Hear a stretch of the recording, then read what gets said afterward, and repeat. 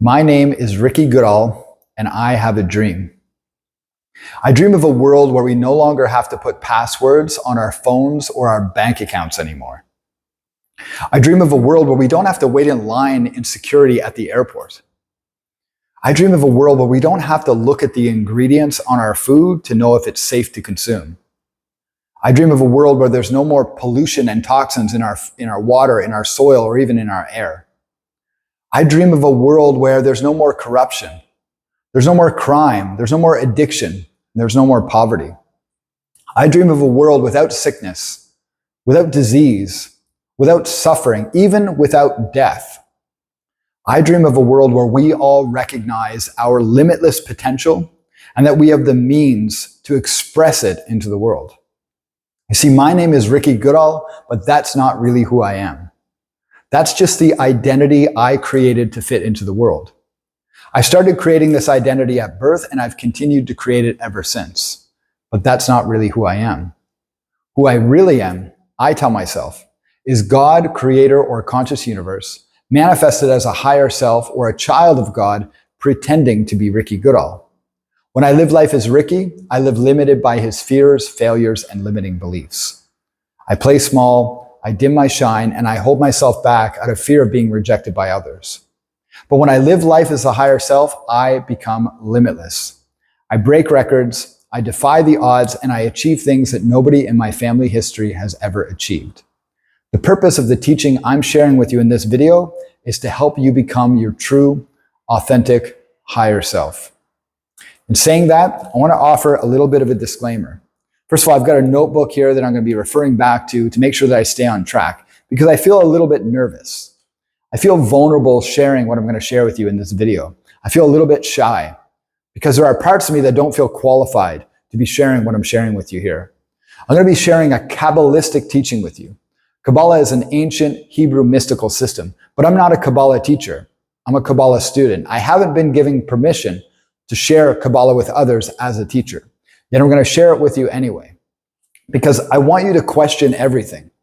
I want you to question me, question your leaders, question your government, your religious and your education systems, and most importantly, question yourself. Because I tell myself that the truth you're looking for is going to be found deep inside of you. I don't want you to blindly believe me or anything I share with you in this presentation. I want you to take everything I'm sharing with you and I want you to test it on your own. I want you to test it and see if it's true for you. Because if it's not true for you, I want you to disregard it. I want you to throw it away. I want you to let it go completely. I want you to find a truth that works for you.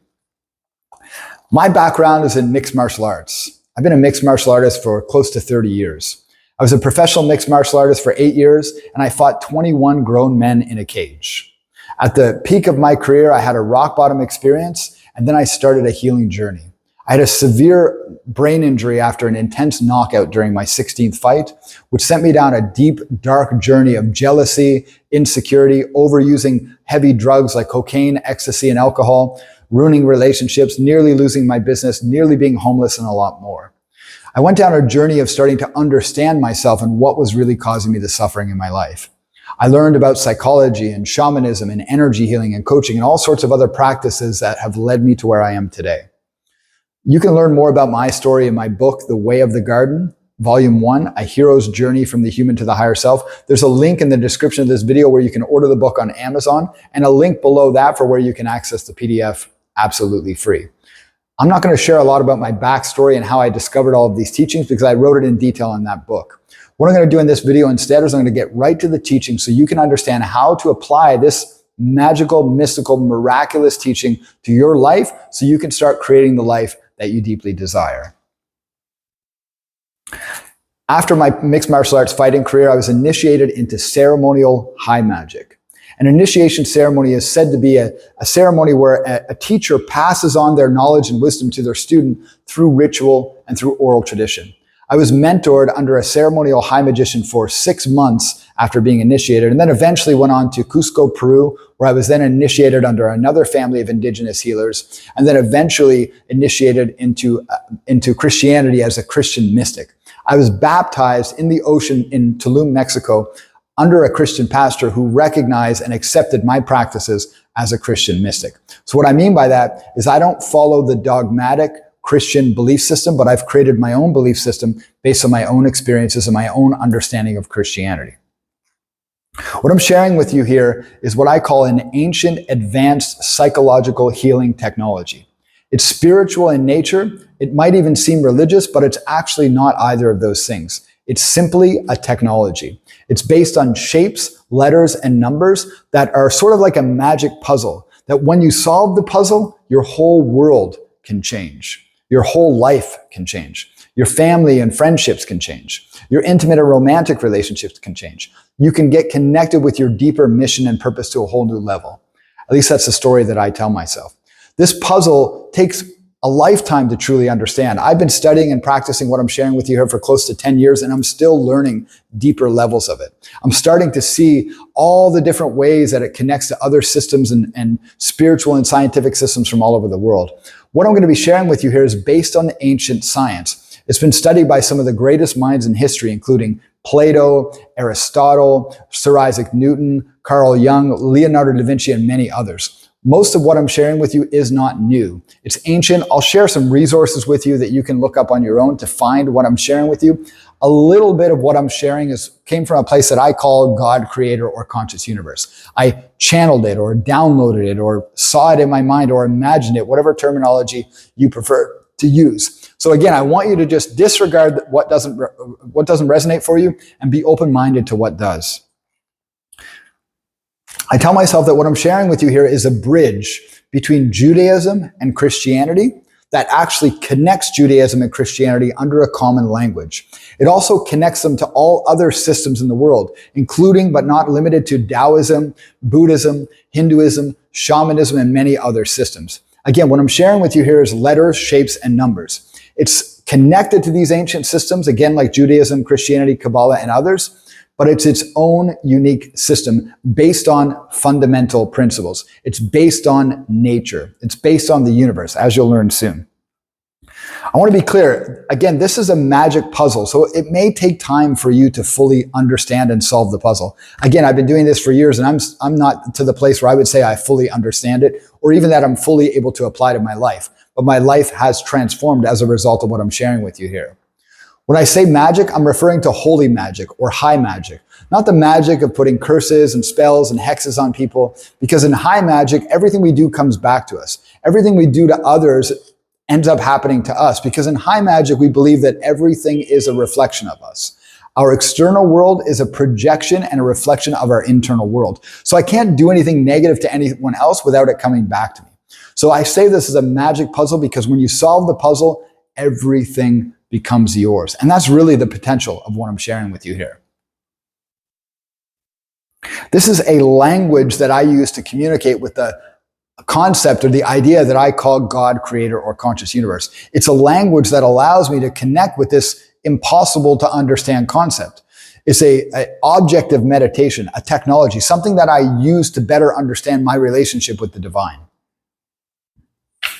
There are many names that I use for this technology. I call it the Messianic Master Key, the Yeshua Code, the Modern Day Messiah, and other terms. As you'll learn, it doesn't really matter what you call it. What matters most is that you study it and you contemplate it to create your own relationship with the idea. I want you to imagine that I'm planting seeds in your consciousness that may take days, weeks, months, or even years or much longer to fully blossom in your life.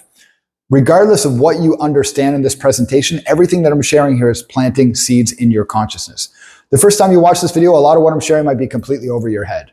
You might not understand any of it, or you might understand very little of it. But in time, those seeds will start to sprout, and when they do, the fruits of those seeds will be shown in your life. You'll start to see things manifest in your life that maybe you don't completely understand, or you don't know why they're happening. That's what this technology has the power to do in your life. I'm going to be installing a new software into your consciousness that will help you understand reality at a whole new level. It'll help you understand how you're creating your experience of reality, how to change the experience of reality that you're creating, and how to expand your imagination far beyond anything that you ever imagined before. I want you to come open, like I said earlier. Leave all of your preconceived ideas at the door. Whether you're a Christian, a Jew, an agnostic, an atheist, or something else, I want you to leave all of your preconceived ideas and remain completely open. Imagine that you don't know what you don't know. Imagine that everything I'm sharing with you is brand new, and just let it wash over you. See what sticks, let the rest wash away, and allow yourself to be born again from a new perspective. If you're a student of mine, I encourage you to watch this video a minimum of 10 times. I mean that. Take your time doing it. Take notes as you're going through the video. Draw the symbols as I share them with you, because the ancient sages and mystics say that these symbols will become more deeply embedded in your subconscious mind by drawing them out and by creating a relationship with them. Okay, I want to share a little bit of a backstory about how I came to this information. I'm not going to share the whole story, because you can read about my story in my book, The Way of the Garden, A Hero's Journey from the Human to the Higher Self. You can learn about that book below. You can order it on Amazon, or you can download the PDF below that. It tells the whole story of how I discovered this information, how I applied it to my life, how it transformed my relationships with my parents, with my family, despite how difficult our relationships were. I show how I was raised in a family who used drugs and alcohol excessively, drugs like cocaine, drugs like ecstasy. My parents sold drugs for a lot of my life when I was younger. I ended up selling drugs in my life. I lied, I cheated, I stole, I had affairs with married women. I did all sorts of unspeakable things. This technology has helped me transform all of that and become a productive, serving member of society. It's helped me transform my old angry past and become the person I am today. I spent 30 years as a mixed martial arts fighter and 8 years as a professional mixed martial arts fighter. I competed 21 times all over Canada. I got paid to hurt people. And now all of the work I do is intended to elevate and heal humanity. So regardless of where you are when you're watching this video, this technology has the ability to transform wherever you've been, whoever you are, whatever you've done in your life. You can see how all of it is a blessing and a gift. In 2015, a year after I retired from mixed martial arts, I was initiated into ceremonial high magic from a mentor who taught me this ancient practice of being able to perform magic ceremonies to transform my consciousness and help me heal my past and my traumas. I was mentored under this man for 6 months, and then eventually started traveling to Cusco, Peru, where I was mentored under a family of indigenous shamans. I was eventually initiated by the shamanic family as well. And during this time, I started receiving visions from what I would call a higher power, which I eventually referred to as God, creator, or conscious universe. These visions were guiding me to study specific spiritual systems like Kabbalah, like languages like Hebrew, ancient mystical systems from practices like what we find in ancient Egypt. I was guided to study Taoism and Hinduism and all sorts of other spiritual systems. And all of those spiritual systems help me more deeply understand what I'm sharing with you here. The majority of what I'm sharing can be traced. I'll share books with you that you can go look up on your own. I'll share where I found the symbols and how you can learn more about them. And a little bit of what I'm going to be sharing with you, you can't find anywhere because I channeled it or downloaded it, or maybe I just imagined it. But either way, it came from something else. It came from somewhere else. And so again, I want you to remain open-minded. Don't believe anything I say. Question everything I'm going to share with you and decide what works for you. I've never shared what I'm going to be sharing with you here in its fullness before. So if you've been following me for a while and you've read my books, and you've watched my videos, I've never shared what I'm going to share with you here in the level that I'm going to share it. So again, I want you to be patient. I feel a little nervous and shy that what I'm sharing is way too out there and that it won't be able to land with most of the people that watch this video. But again, I'm planting seeds. If you watch this video today and none of it makes sense, maybe watch it again in a month. And then in a month after that, maybe 6 months after that, and see how much of the information you absorb. Because again, I'm planting seeds, and it might take time for these seeds to sprout depending on where you are in your journey. If you've never heard of quantum energy, or you've never heard of the idea of living in a simulation, or you've never heard of the idea of manifesting your reality, then a lot of what I'm sharing with you might not make sense. But again, I want you to be patient with yourself and be patient with me, and consider that you don't know what you don't know. So in saying that, I want to lay a foundation before I actually get into the rest of the teaching, which I'm going to share with you soon. I want you to imagine that you're living in a video game right now. I want you to imagine that you're living in a highly advanced virtual reality simulation or video game.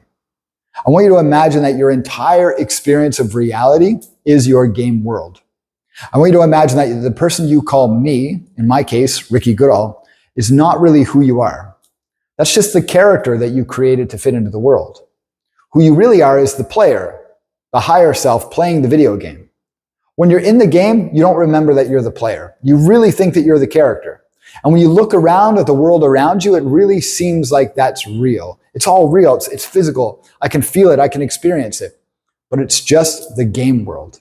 It's not really who you are, and this isn't the real reality that you come from, that you are the player from a higher level of consciousness.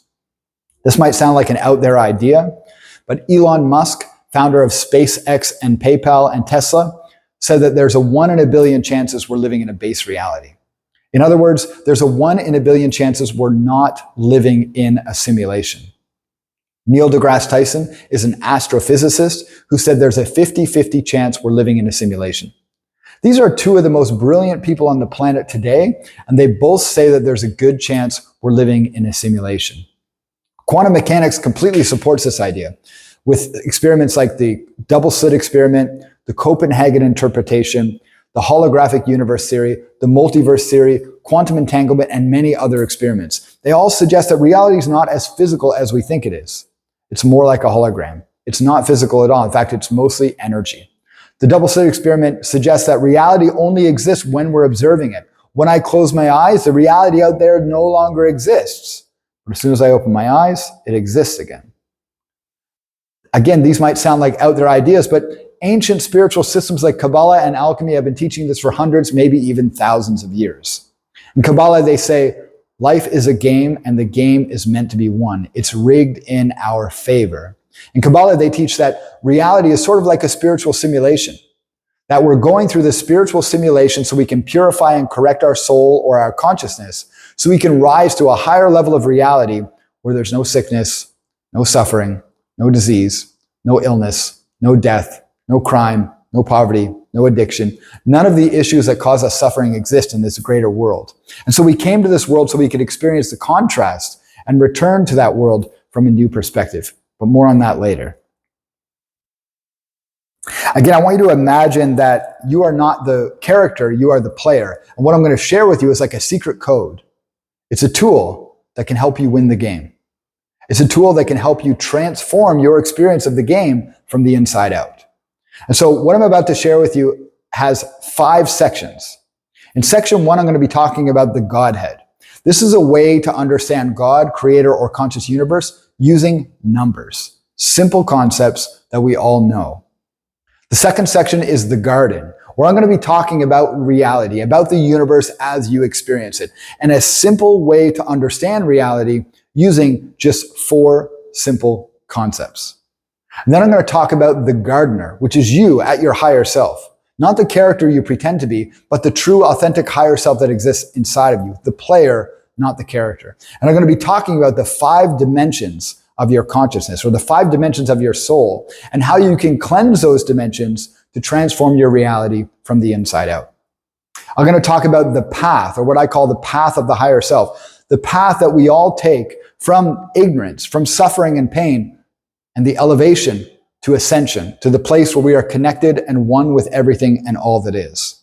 And then finally, I'm going to share the vision of the world to come if we apply these concepts to our lives. So now it's time to get into the teaching. Before I do, I want to tell you a story. And I learned this story from Billy Phillips, a Kabbalah student who studied directly under Rav Berg.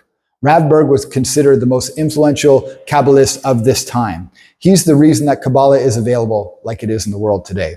He's brought the Kabbalah Center to a whole new level because of his teachings and his concepts and ideas. Some of the books I'm going to be sharing with you and talking about today are written by either him or his son, Michael Berg. So here's the story that Billy told me. Once upon a time, long, long ago, we lived in heaven with God, and it was perfect. There was no sickness. There was no illness, no disease, no suffering, not even death. There was no crime, no poverty, no addiction. Everything was perfect, just the way we wanted it. And then one day, God gave us a piece of cake. And it was the most wonderful piece of cake we could ask for. Every bite tasted like bliss. It was like an orgasm through our whole body. And then we thought to ourselves, we want to make the cake even better. So we said, God, we want to make the cake even better.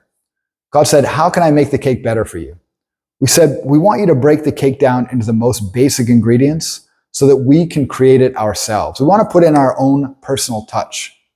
So God, having loved us unconditionally, didn't just break the cake down into the most basic ingredients. He broke the universe down into the most basic ingredients. And we've been rebuilding the heavenly kingdom ever since. That's the purpose of this teaching, to help you understand how we went from that place to where we are now and how we can get back there. So the first concept I'm going to share with you is what I call the Godhead. And this is how I've learned to understand God, creator, or conscious universe.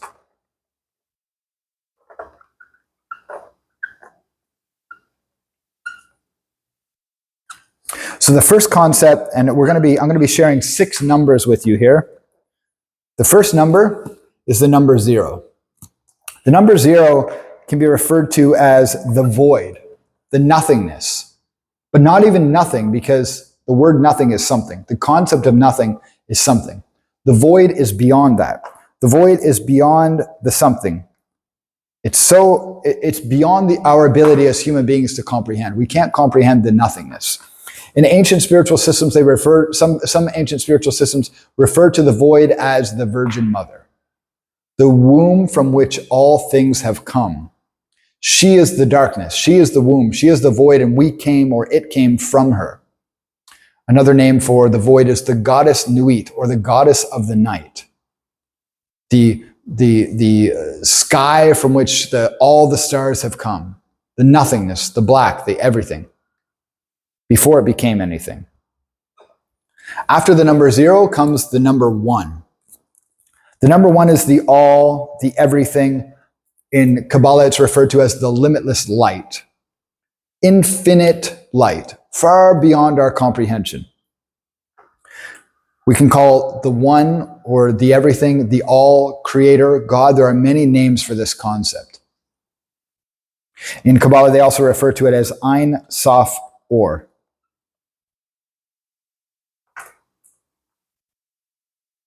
Again, we see it as the limitless light. Now, if I don't teach you anything else, you can stop here and notice that what we've got here is a 0 and a 1. Nothing and everything. 0s and 1s are commonly used in binary code. Binary code is made up of 0s and 1s. And so right here we can see how the universe is very similar to binary code. Nothing and everything, darkness and light, continually oscillating to create the experience that we have now. Just that alone blows my mind. Just the idea that nothingness and the everything came from the nothingness, but we can't explain either of those things. There's no way for us to understand how everything came from nothing. It's a paradox. It's beyond our comprehension. And then after the number 1, we have the number 2, which represents duality. So the number 1 represents unity. The number 2 represents duality. In Kabbalah, this is the light and the vessel. In Kabbalah, they teach that the vessel was created to receive the light. We are the vessel, and I'll share more about that in a moment. So the 2 is the duality of the light and the vessel, or the light and the darkness. In Kabbalah, we can understand it as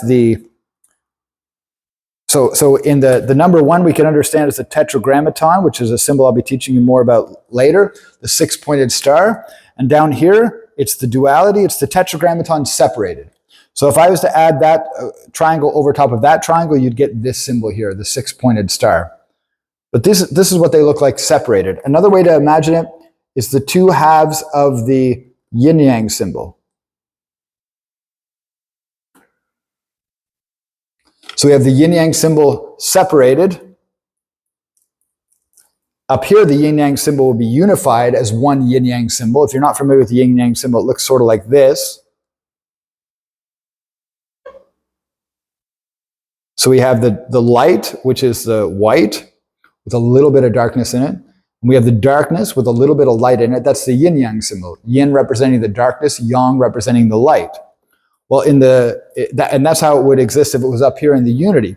But as duality, they exist as separate concepts, separate entities, light and darkness.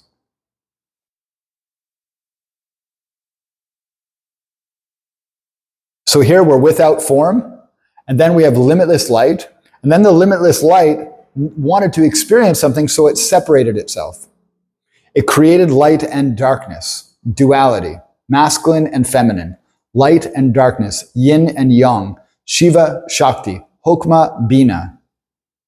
Many terms to describe this concept. And then we further condense, we further manifest into reality, and we get the number 3, which is the Trinity. Now, the Trinity isn't actually a biblical concept, even though it's associated with Christianity in the Bible. The Trinity is an ancient concept. It exists in many systems. The Trinity can represent God, the Mother, and the Father. So God, the everything, and then the masculine and the feminine. It can also represent God, the everything, then light and darkness. It can represent the Mother, the Father, and the Holy Child. It can represent Osiris, Isis, and Horus. It can represent in Kabbalah, Keter, which is the top Sephiroth on the tree of life, and then Hokmah and Bina. Keter, Hokmah, and Bina are the supernals, are the top 3 circles in the tree of life. It can represent Shiva, Shakti, and Brahma, and other concepts as well. The Trinity is a fundamental principle. It's when the two, the light and the darkness, came together, they wanted to create something greater than themselves, so they created the Trinity. In Kabbalah, this is the shattering of the vessel. When the vessel resisted the light, when we wanted to make the cake ourselves, then the Trinity was created and the Big Bang happened. So the Big Bang is in the number 3. It's when the light and the darkness came together, they collided, there was resistance, and then the Big Bang was created as well. Excuse me. So again, this is the shattering of the vessel. And we can also understand the Trinity in the same way as we did above with the triangle, the 2 triangles. So the upward pointing triangle we can imagine as God at the top, and then Mother and Father, or masculine and feminine. If we had the upside down triangle, we can imagine the Holy Child at the bottom and the Father and Mother on the top. For some of you, that might be too complex. Just let it go if it's too complex for you. So first we had nothing, then we had the everything, then the everything separated itself so it could know itself, and then the 2 halves of itself came together to create something more, and then it further condensed into physical reality. This is what we would call the quaternary, or the number 4. And for here, the elements were created: fire, water, air, and earth. Everything in nature can be classified in these 4 elements. Fire represents plasma, that's energy and life force. So any electricity, any energy, any fire itself, the heat, that's the fire element. Water is anything liquid in the universe. Water and any other types of liquids are represented by the element water. The element air it represents gas, so any gases in the universe. And the element earth represents physical matter, anything that's physically solid. There's nothing in the universe that can't be classified in these 4 elements except the element ether, which represents space, the quantum realm, and more, which we'll talk about later in the presentation. So fire, water, air, and earth, number 4. Now it also represents the 4 Hebrew letters, Yud, He, Vav, He, which is known as the Tetragrammaton. The Tetragrammaton is synonymous with this symbol. In ancient Kabbalah, Yud, He, Vav, He is one of God's names, and it's synonymous with this symbol, commonly referred to as the Tetragrammaton, the Star of David, the Seal of Solomon, the 6-pointed star. Metatron's cube is based on this. The Merkabah is based on this symbol. It's associated with many things, which you'll be learning throughout this presentation. So the number 4, the 4 elements, fire, water, air, and earth, Yud, He, Vav, He, this is the garden. This is physical reality. This is manifested universe. The universe that we can experience is the garden. Yud, He, Vav, He. Fire, air, water, and earth. We'll get more into this later. And then we condense one more time to the number 5. The number 5 is the 4 elements, fire, water, air, and earth, along with the 5th element, ether. The 5th element is a combination of all the other elements. The ether element is all of the elements before they were manifested. So the ether element is kind of the nothingness at a lower level, at a more dense level of reality. The number 5 is represented by this symbol called the pentagram, and it also represents the character, or the player, the higher self, your true character, not who you pretend to be, but who you really are. First there was nothing, then there was everything, Then the everything separated itself into light and darkness so it can know itself.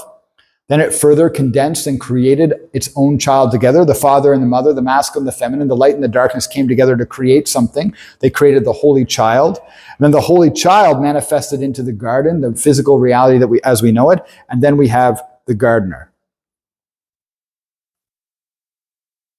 The true self, the player, the soul, the higher self, whatever you want to call it.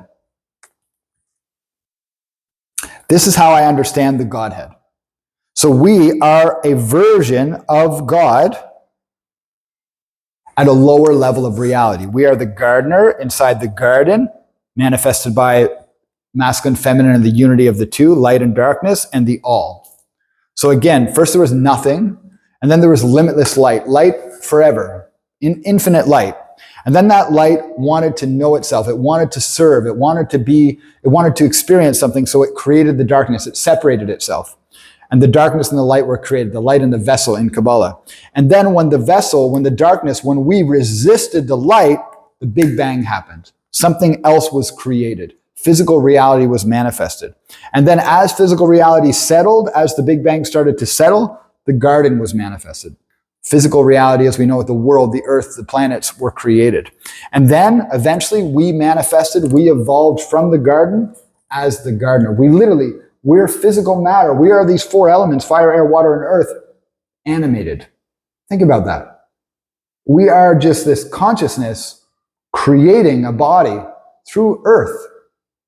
Consciousness manifested itself in the first place as everything, separated itself, created the universe, manifested our worlds, and then eventually manifested us to be able to study it.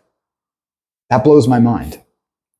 This is the Godhead. This is how I understand God, creator, or conscious universe. This is how I understand our creator. I call this the 5 emanations of the Godhead. The 5 ways that the Godhead expresses itself in reality in a simple to understand concept. Maybe not so simple for everyone, but I study it long enough, it becomes simple. Now, I'm not saying that this is the only way that God manifests and that we have to only understand this way of understanding how God manifests. It's not about that. It's about being able to create a simple system to understand something that is infinitely complex. It's just a language. It's just a model, a philosophy to be able to understand something that is beyond our comprehension.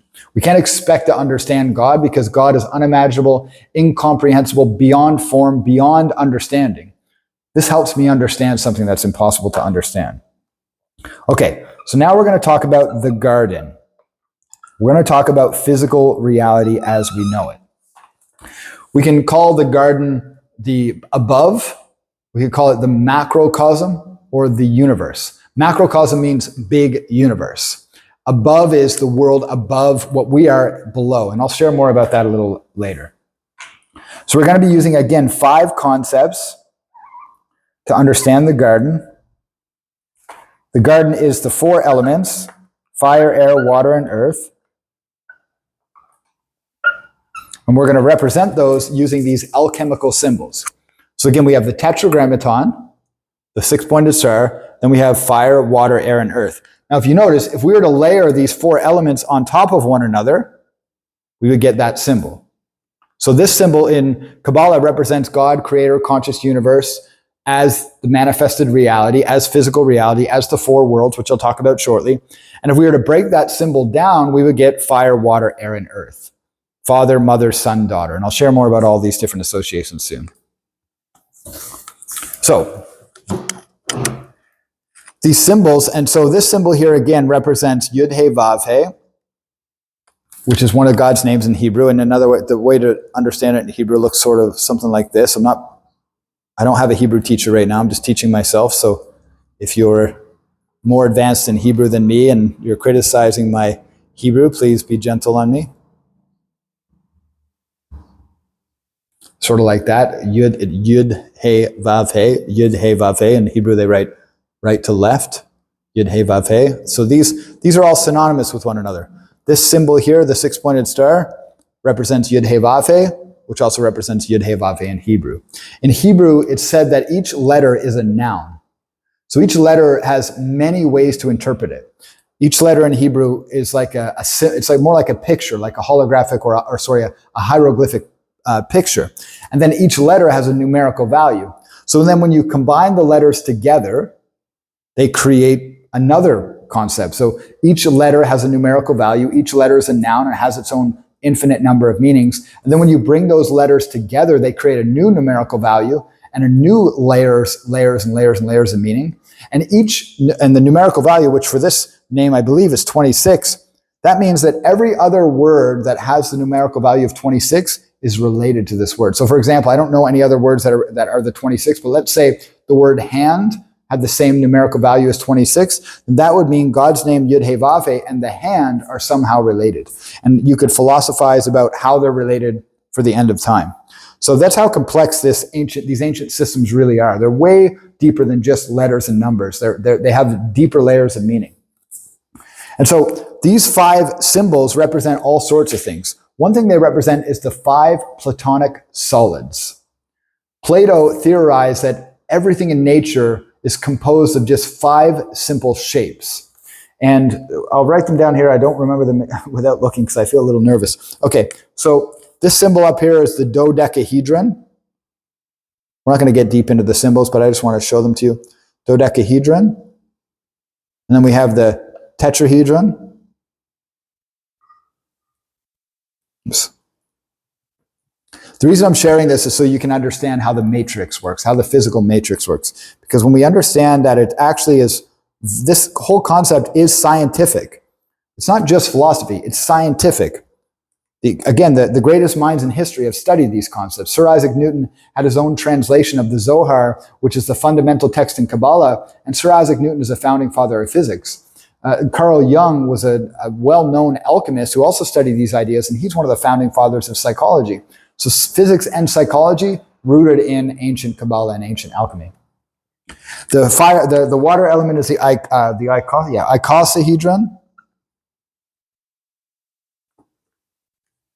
I think we have the octahedron next. Let me see. Yeah, the octahedron and the cube.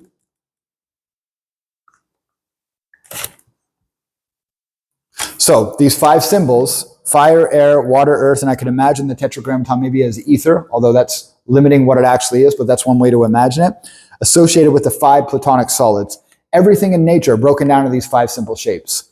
Dodecahedron, tetrahedron, icosahedron, octahedron, and the cube. We can't create any other shapes other than what these shapes represent.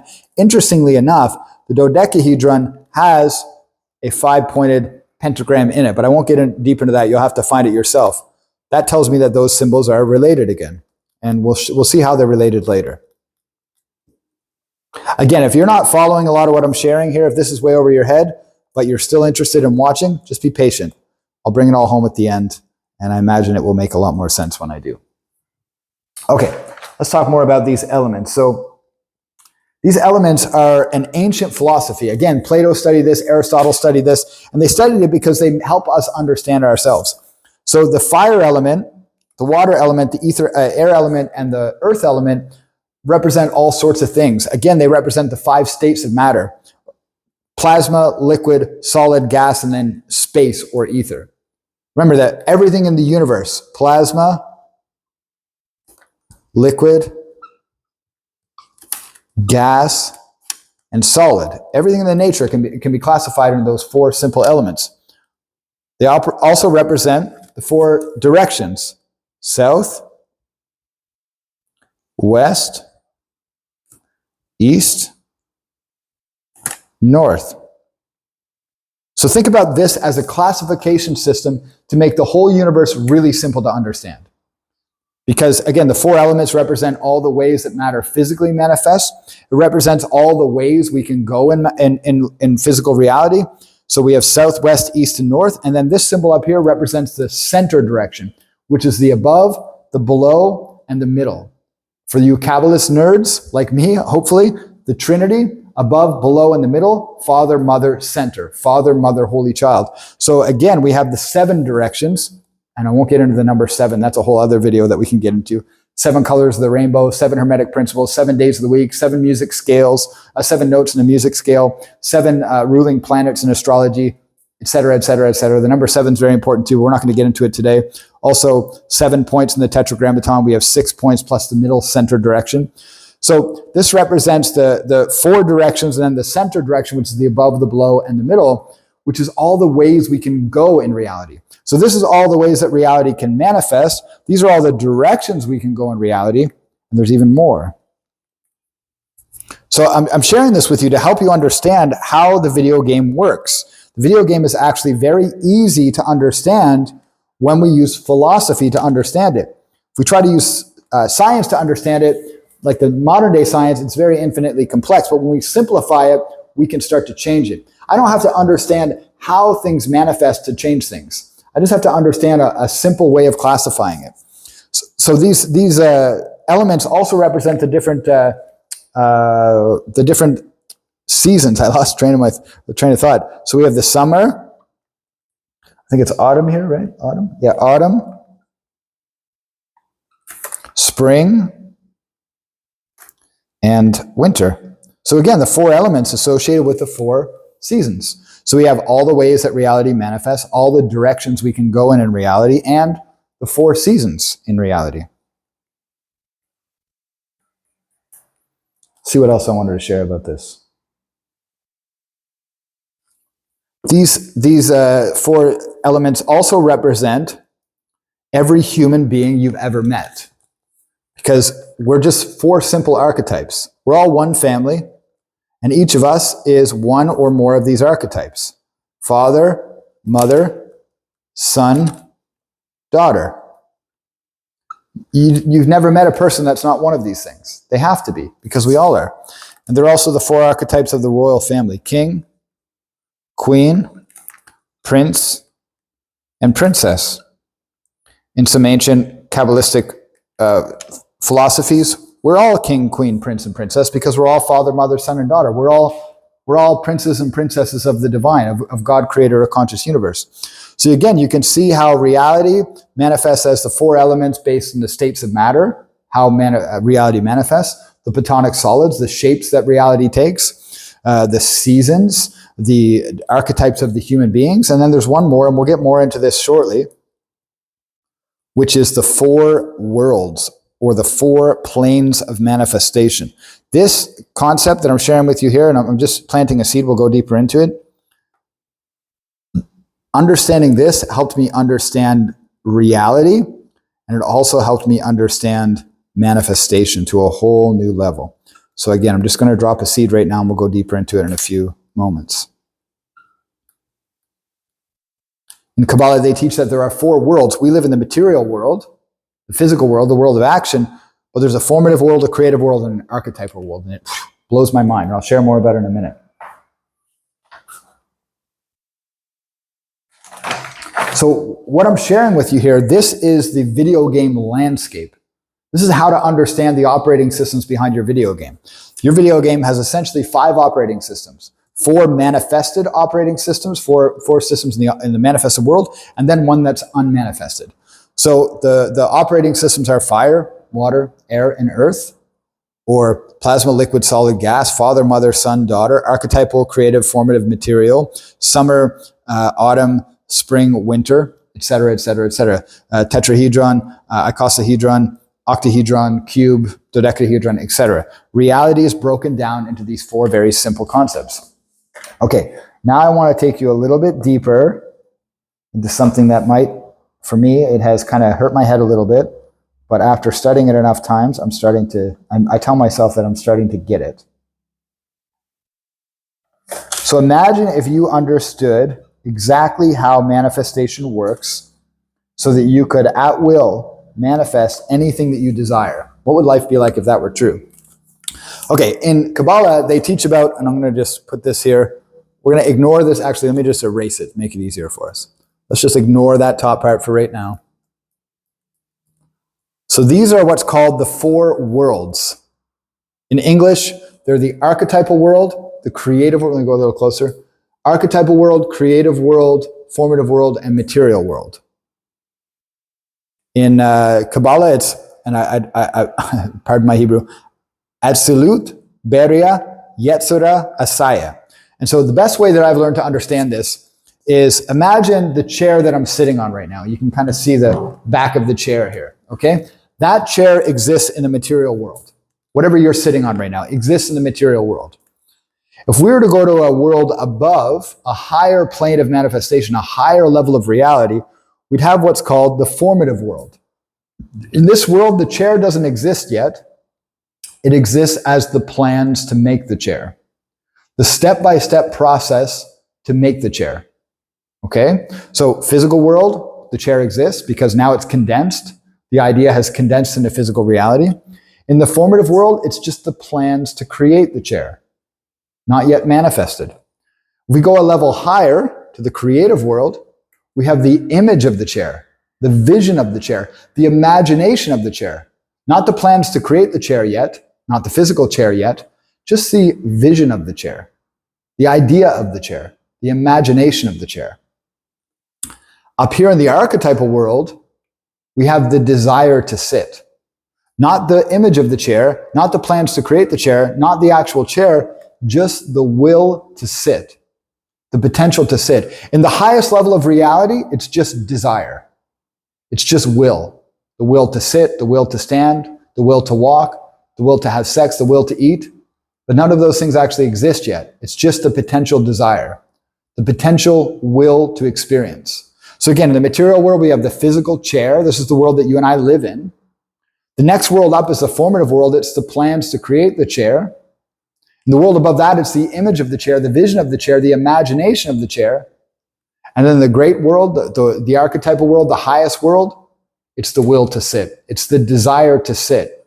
Fire, water, air, and earth. The planes of manifestation. So if you want to manifest something in the material world, you have to send the desire up to the archetypal world. I desire to create a business. Okay, the desire goes to the physical, the archetypal world, the non-physical world, and then the image of the business comes down to the creative world. Now I can kind of imagine the vision of the world. Then I start to receive or download or strategize the plans to create the business. And then eventually, as above, so below. Then the business is manifested in the material world. This is how I tell myself we create heaven on earth. We send the will, the deep desire to create that world. And then eventually the vision of that world begins to materialize for us, that we start to have an imagination, a vision of that world. And then as we continue to hold the vision, as they say in Proverbs, it says, without vision, the people perish. So as we hold the vision of that world, we start to receive or think of or strategize or philosophize or mastermind or whatever term you want to call it, the plans to create that world. And as we start to take action on those plans in the world of action, in the material world, then eventually that desire manifests into physical reality. As above, so below. Send the desire up, receive the vision, receive the plans, receive the experience. These are the four worlds or the four planes of manifestation according to Kabbalah. These four worlds are associated with all of those other things we talked about, fire, air, water, earth, and the other archetypes. The most important ones being father, mother, son, daughter. For you more advanced esoteric students, what this means is that we live in the world of the daughter. We are the daughter of God, creator, conscious universe. There's a veil here. For your Kabbalists, this would be like dot. So father, mother exists in the supernals, Keter, Bina, and Hokmah. And the world of the son, very important, because I'm dropping a seed for you now that I'm going to come back later. I'm going to weave this back in later. We exist in the world of the daughter, which is the lower self or the character, the video game. This is physical reality. But the world of the son is the world above us, which is a higher level of reality. This is the reality of the higher self. And then we have the mother and the father above that. Won't get more into that right now, but I want to kind of drop that in there. Because again, these four worlds, archetypal world, creative world, formative world, material world, are God's name, Yud, Hey, Vav, Hey. The world of the four planes of manifestation, the garden, physical reality, physical universe. Even though some of these aspects are non-physical, they're different dimensions or planes of physical reality. Father, mother, son, daughter, Yud, Hey, Vav, Hey. We're going to transition into another section. So if you need to pause and go have a pee or get a glass of water or maybe like shake your head and try to, what is this? Now's the time to do that. Pause the video, take a break, come back when you're ready. We're going to switch into the gardener now, the next section, section 3. This is where we talk a little bit about who you really are, or who I tell myself that you really are.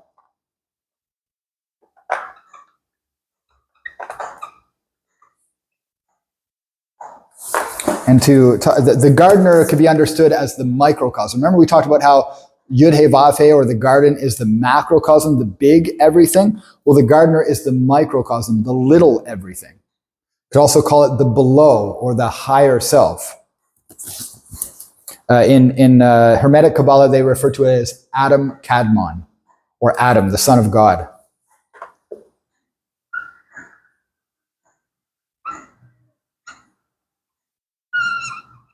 The symbol we're using to understand the gardener, I'm going to try to draw it as nicely as I can, is the pentagram, the 5-pointed star. Now, don't be confused. Hollywood and the media have really given us a different idea of this symbol. What you see here is the pentagram with 1 point at the top. I tell myself that version of the pentagram represents unity. When it's flipped upside down, you see 2 points at the top. I tell myself that represents duality. So we might understand it as like the light and the extreme of the darkness. You could call it the Christ and the Satan, or the higher self and the really traumatic version of the lower self. If that doesn't make sense to you, it's okay, but I just want to let you know that this isn't the evil symbol that Hollywood has, for some of us, myself at least, convinced us that it is. This is not that symbol. With 1 point pointing up, it represents unity. With 2 points pointing up, it represents duality. Different symbol. We're not going to talk about this symbol today. We're going to focus on this symbol. And keep doing that over and again. Okay, so we're going to add in a new concept here. So with the gardener, we're working with the elements again, fire, air, water, and earth, on this diagram. So we have fire, water, ether, air, and earth. Okay, so again, you can imagine the pentagram symbol representing you. Legs, arms, and a head. Okay, so it's synonymous with you. If you want to see what I call a beautiful diagram of this, look at Leonardo da Vinci's Vitruvian Man. He shows a man standing in a star shape, and he has the pentagram symbol laid over top of that person, showing that we have the same proportions as the pentagram symbol. John Coltrane also discovered how the pentagram shows up in music through the circle of fifths. You look those things up on your own if you're interested.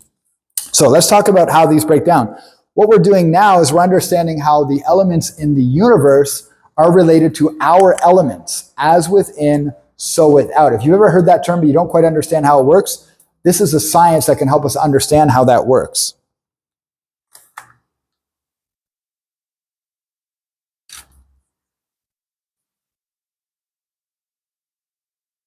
We have the 5 elements here based on those elements on the symbol. So we know that they're fire, water, air, earth, and ether.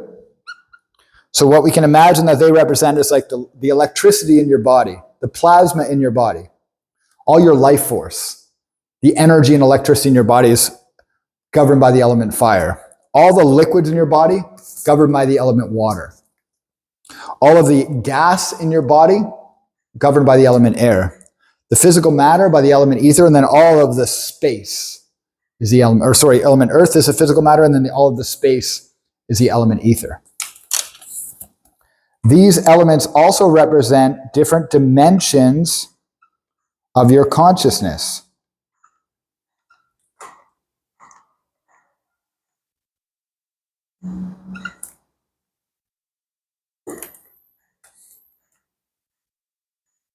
I'm going to write them all out so I don't have to keep coming back and writing them.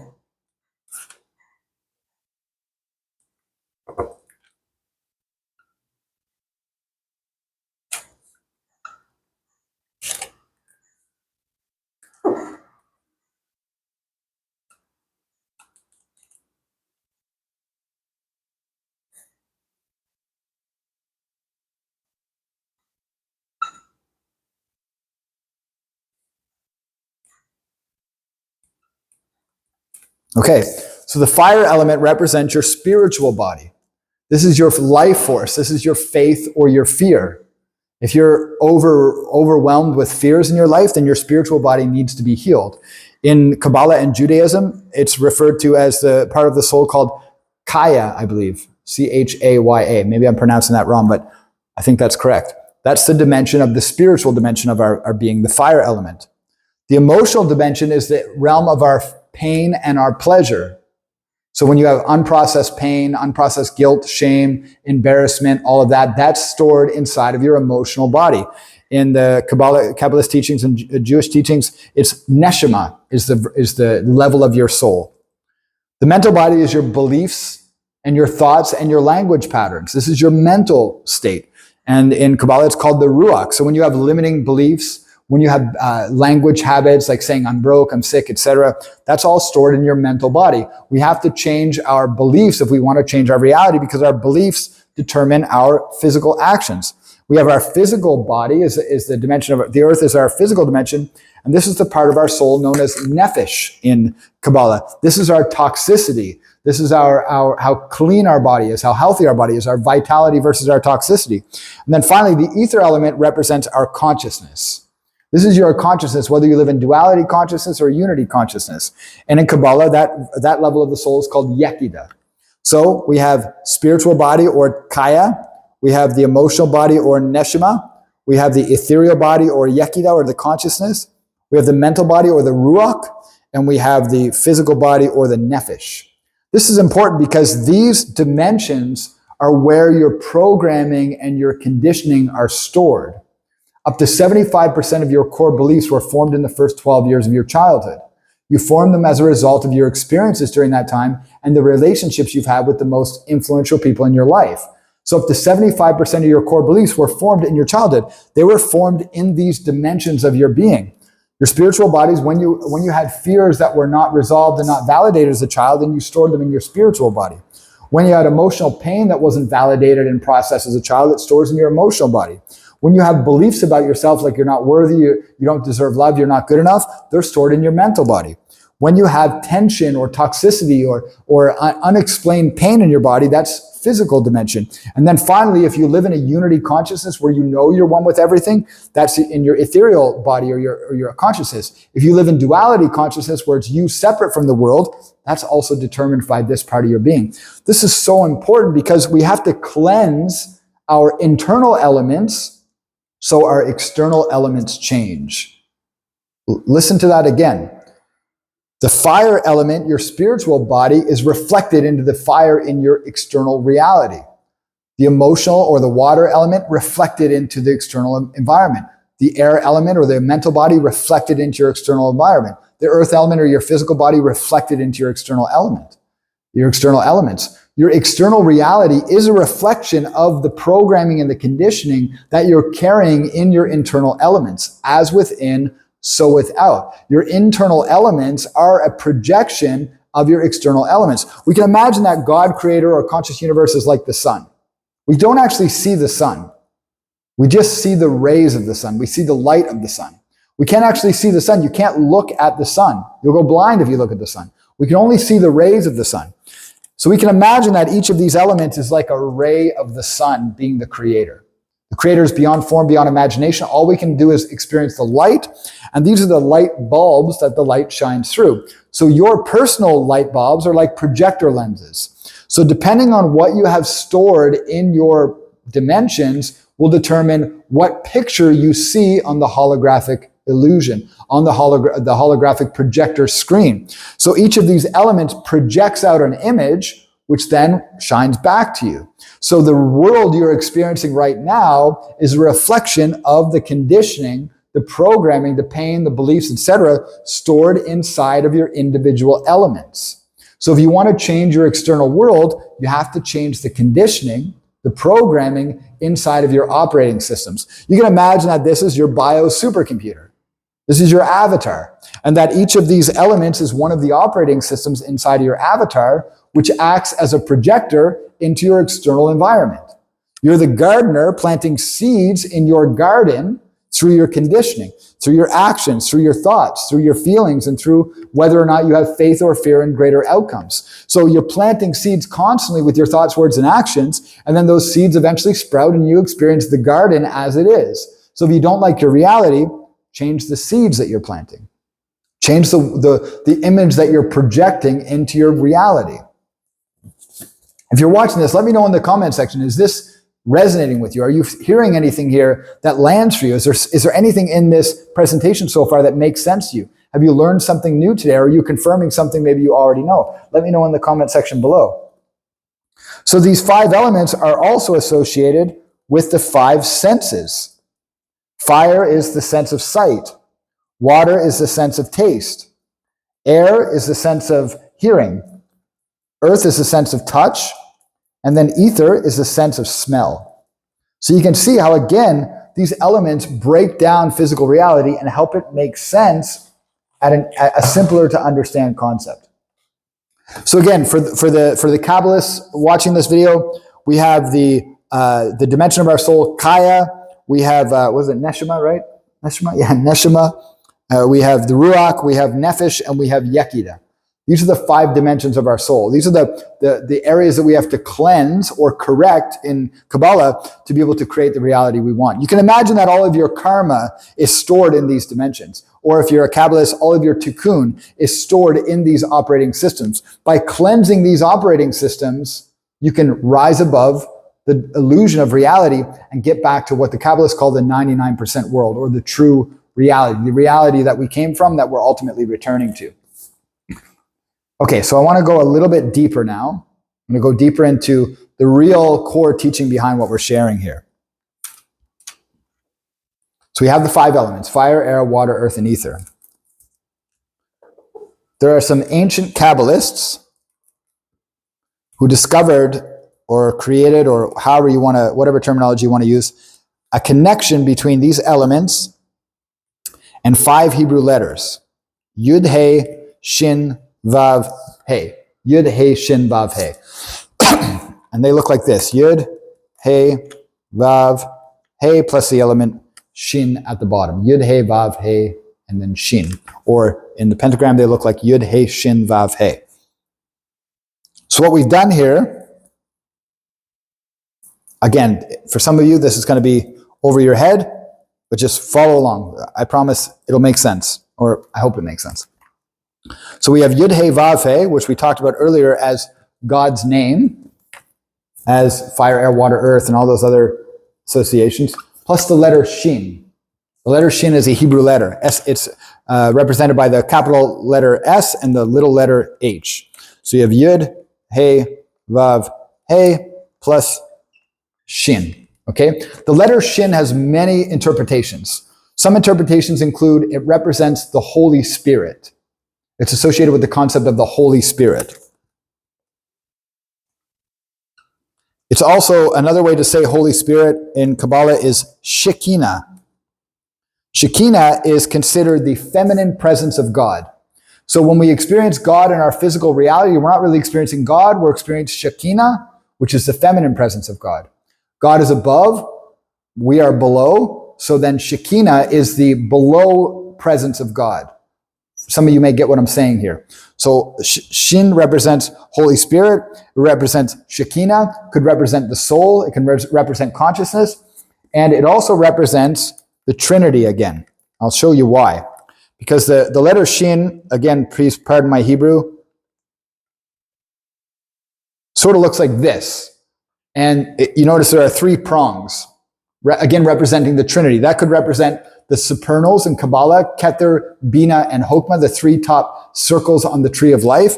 I tell myself it can represent God, Mother, and Father, God, and then the masculine and feminine energy, the yin-yang symbol again. It can represent mind, body, and spirit.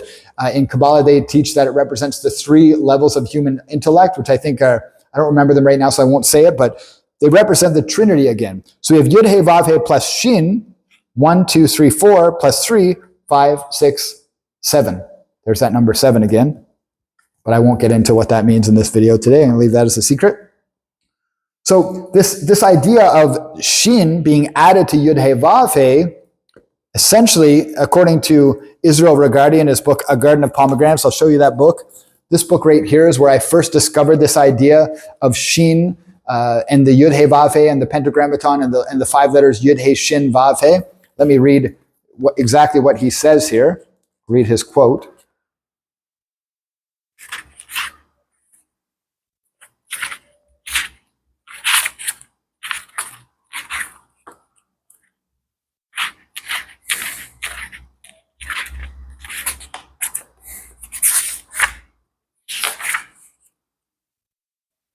I might not remember where it's at, so maybe I won't do, but let's just see. Another minute here. There it is. Okay, so when he's talking about the pentagram, he says, the Holy Spirit, or the Shekinah, as we have already observed, is symbolized by the letter Shin. When, therefore, a man has invoked the spiritual self, his holy guardian angel, and attained his knowledge and conversation, the process is described as the descent of the letter Shin into the midst of the elemental name of Tetragrammaton, thus forming a new word, Yeshua, the Pentagrammaton, the symbol of a new being, the adept or Sadiq, in whom the birth of spirit has equilibrized the base and unredeemed elements of matter. In other words, when we redeem these lower elements, we can imagine that there's a veil here, and these are the elements in the physical world. When we redeem or correct, or I say cleanse these elements, fire, water, air, and earth, or spiritual, emotional, mental, and physical body, as we cleanse those elements, then the letter Shin descends down into the being, into your avatar. The presence of God, the Spirit of God descends into your avatar, and you become a redeemed being. You become what the Kabbalists call the illuminated man, or the higher self, or many other names which we'll share shortly. So the idea is that as you start to cleanse your elements, I imagine that they raise, or Shin descend, the Holy Spirit descends on you, and you become a new being. You start to see reality for what it is. And again, I'll remind you of that phrase, as within, so without.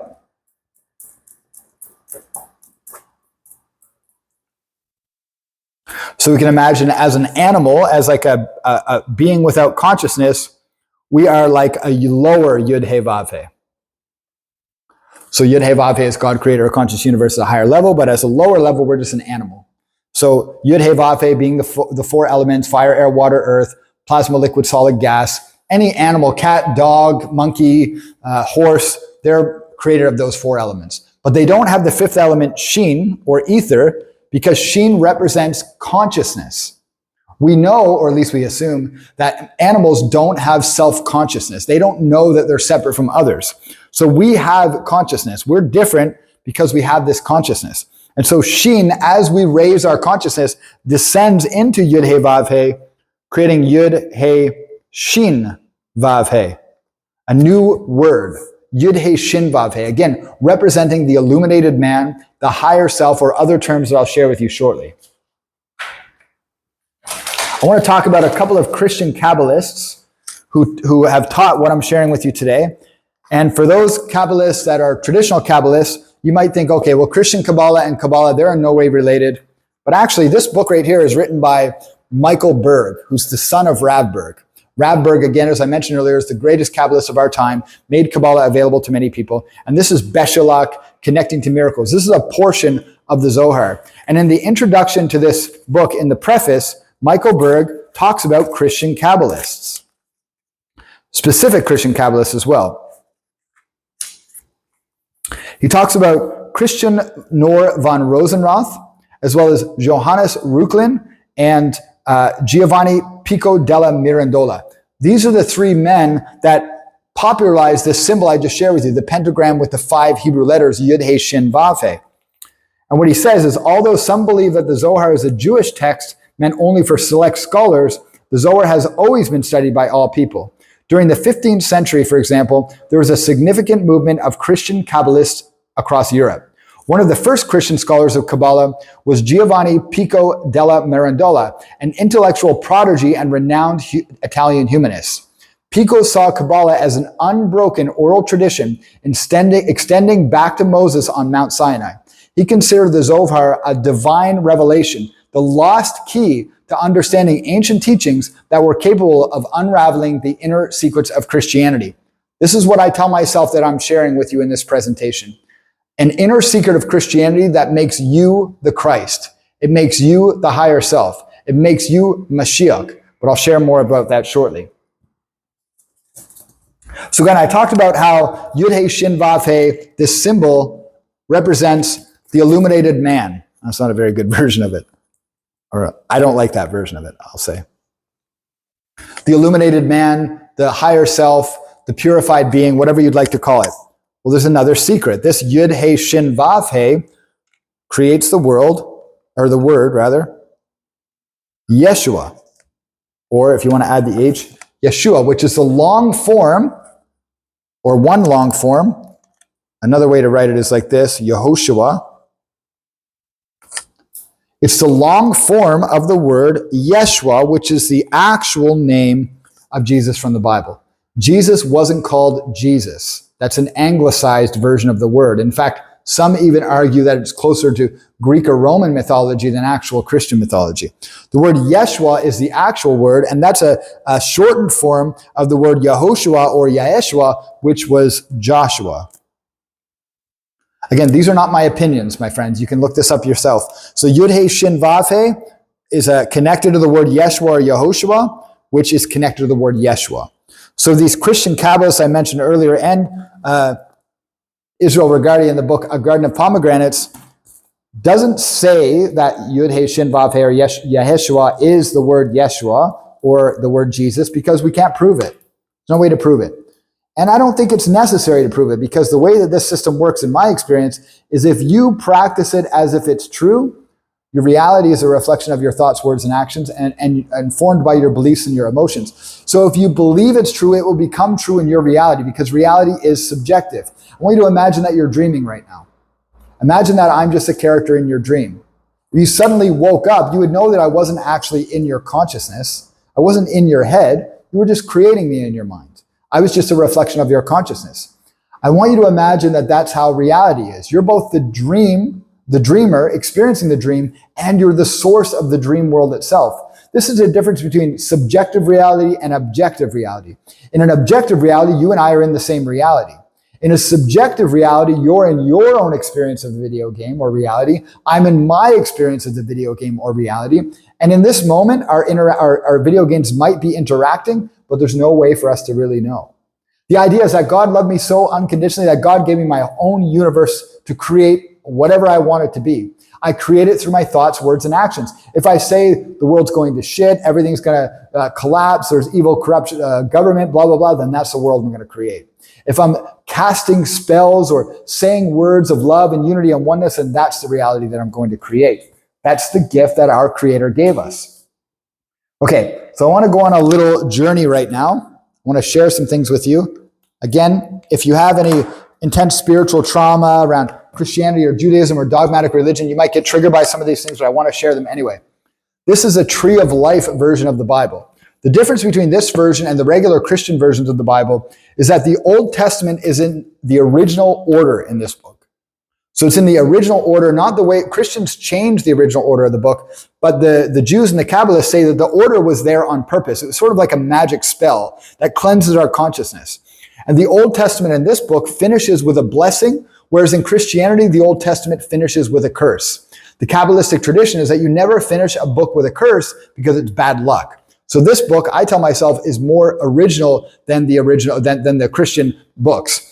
In this book, they also don't call him Jesus, they call him Yeshua, and instead of the word Lord, they use Adonai, which is one of the original words. So what I want to share with you right now is some Bible passages that support this idea that maybe Messiah, maybe Christ, maybe a higher self is not exactly what we thought it was.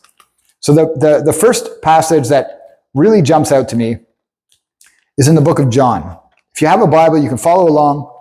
You can find these passages for yourself, read them for yourself. I tell myself that if you do, they'll sink in at a deeper level because you're reading them from your own perspective. So this passage is John 17, 20 to 23. I pray not on behalf of these only, but also for those who believe in me through their message, that they may all be one, just as you, Father, are in me and I am in you. So also they may be one in us, so the world may believe that you sent me.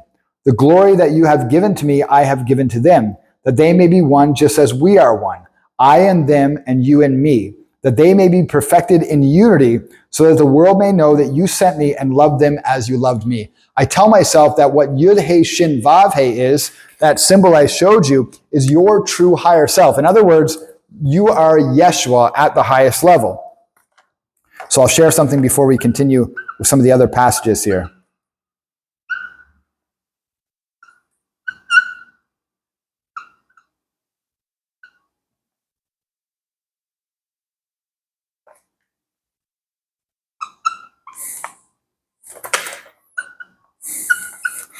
So we have Yud He Vav He as the universe.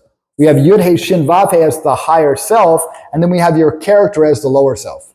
You're really the higher self. You're really the Christ, the Buddha, the God self, the higher self, the illuminated individual, whatever you want to call it. This is really who you are, but you're pretending to be the ego.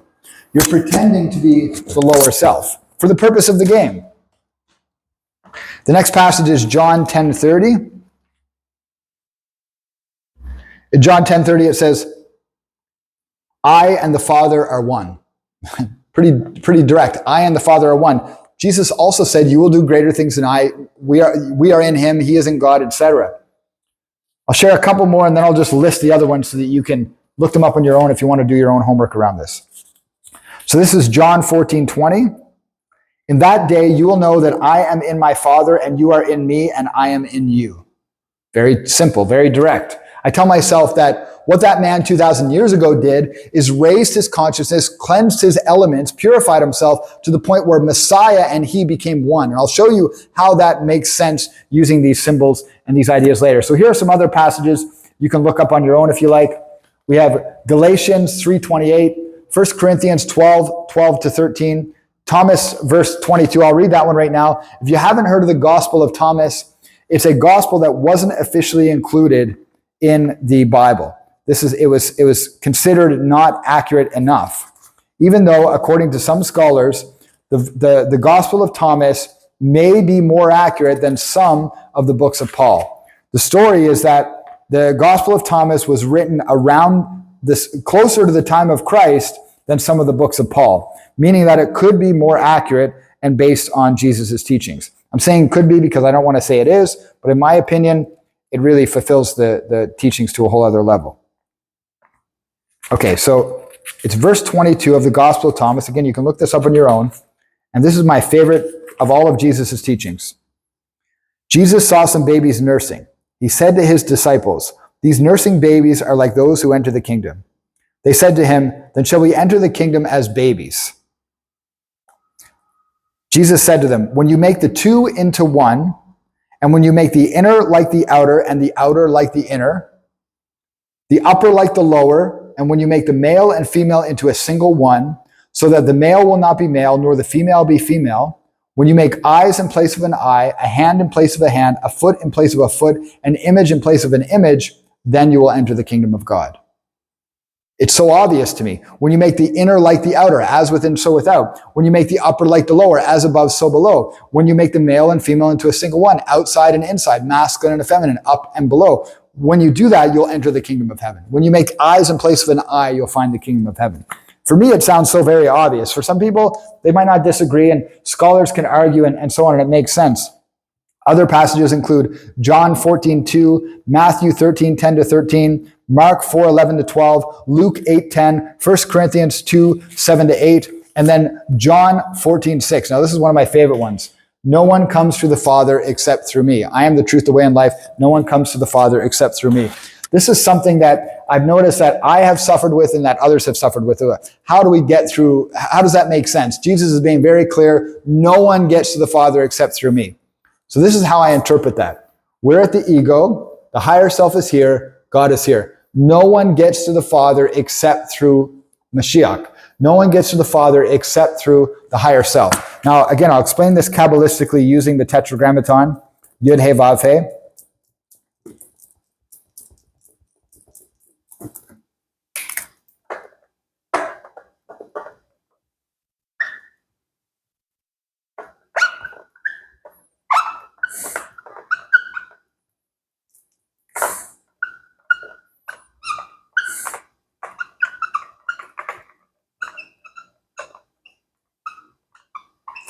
Okay, remember, we are the daughter, we are the ego or the lower self. Then we have the son in the next dimension of reality above, then the mother above that, and then the father above that. Remember, we talked about the material world, the formative world, the creative world, and the archetypal world. So the idea is, in order to get to the father, we have to go through the world of the son, the formative world. Remember, we talked about there's sort of like a veil here. And so we have the lower world or the lower self or the ego, and then the higher self or the son of God, the child of God, the child of the mother and the father. In Kabbalistic teachings, above is masculine, below is feminine typically. So we exist here as the daughter or the bride of Christ, the bride of God. We are the daughter of the father and the mother, and the son is our higher self. It's our true soul. So no one gets to the Father except through me, except through the Son, except through Mashiach, which is the consciousness that exists inside of us all. When we purify ourselves, we become Mashiach. We become the Messiah. We become the higher self. And so again, this is the lower self, the higher self, the father and the mother, or the mother and the father, rather.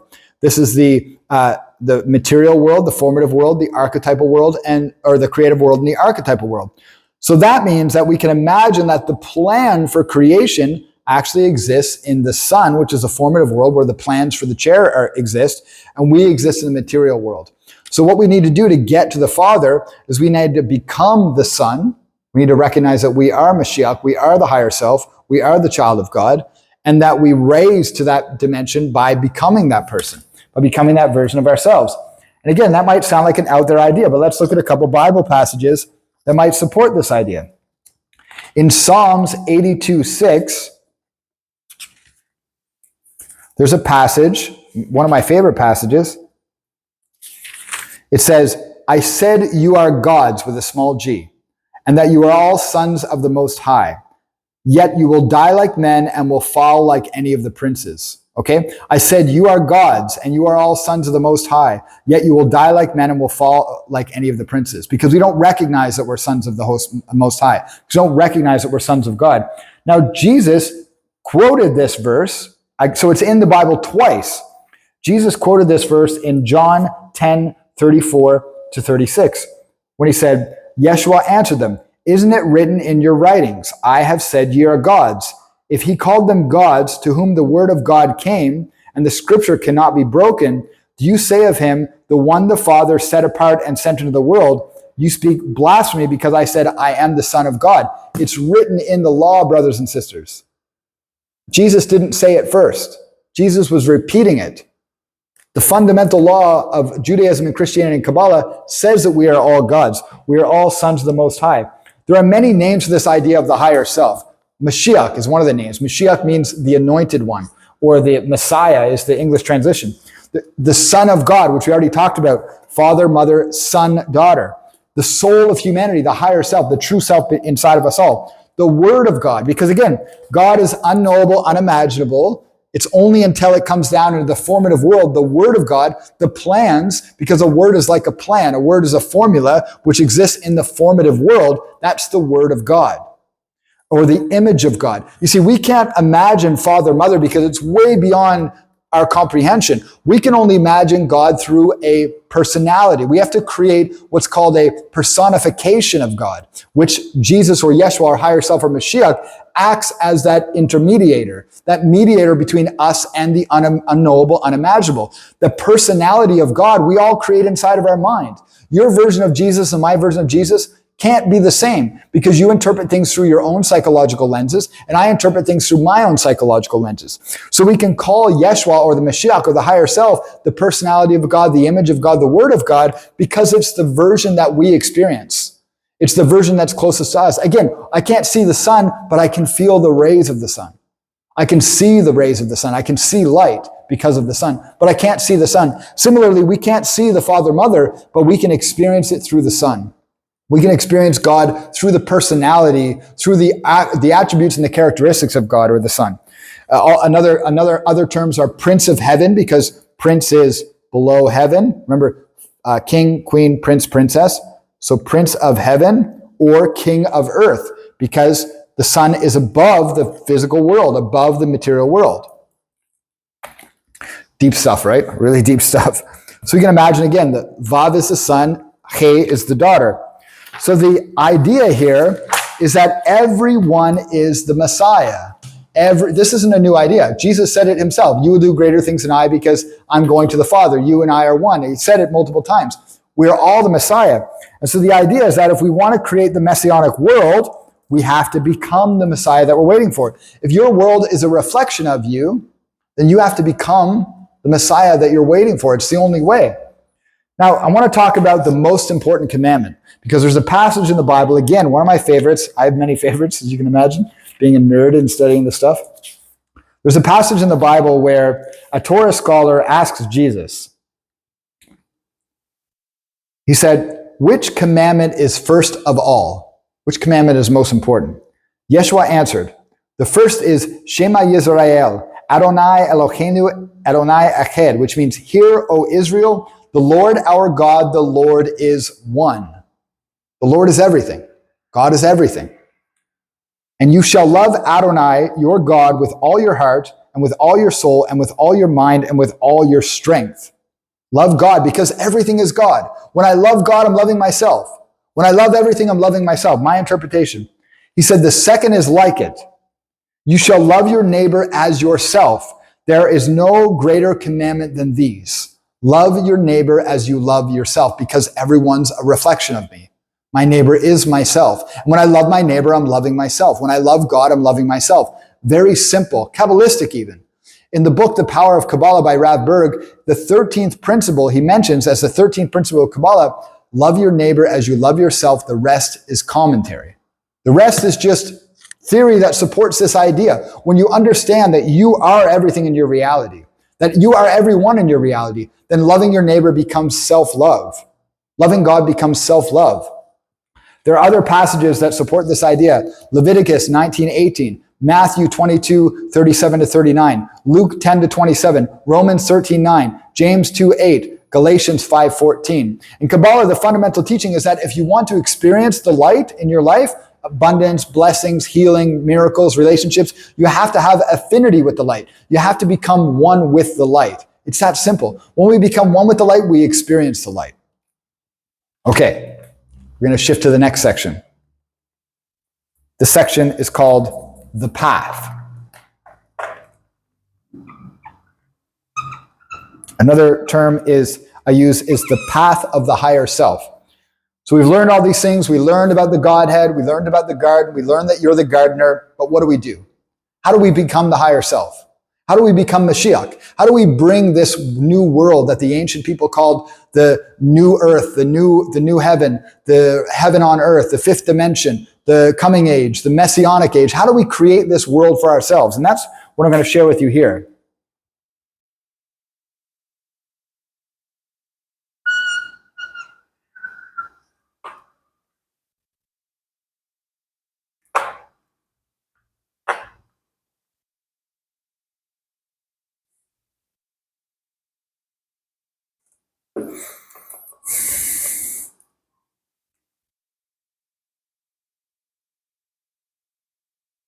We're using the same symbol as we used before, the pentagrammaton or the pentagram with the 5 elements.